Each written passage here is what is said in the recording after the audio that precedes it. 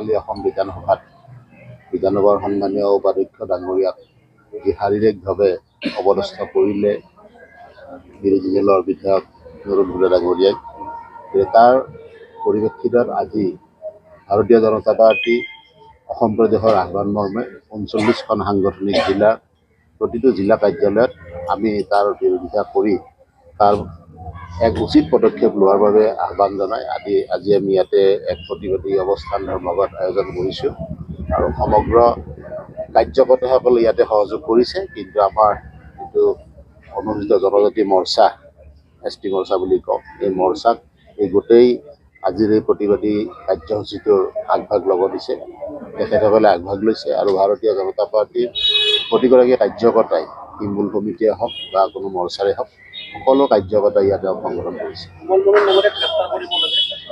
আচলতে কি আমি আহ্বান জনাইছোঁ যে এই ধৰণৰ ঘটনা বিধানসভাৰ পক্ষত শোভনীয় নহয়। গতিকে ইয়াৰ বাবে যি পদক্ষেপ ল'ব লাগে, যিটো পদক্ষেপ প্ৰয়োজন আছে, সেই পদক্ষেপটো নৰুণ ভূঞাৰ কাৰণে যিটো পদক্ষেপ আইনে কয় সেই পদক্ষেপটো লোৱাৰ বাবে আমি আহ্বান জনাইছোঁ।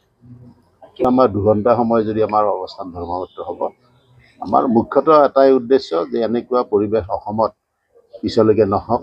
যোৱাকালি আপোনালোকে জানেই যে AIUDF দলটোৱেও জেওৰা লৈ পেলাই বিধানসভা কক্ষত সোমাব চেষ্টা কৰিছিল আৰু তেখেতসকলৰ আজি সন্মানীয় মুখ্যমন্ত্ৰী ডাঙৰীয়া কৈছে যে জেওৰাখন খুলি দিলে একোডাল লাঠি হৈ পৰে।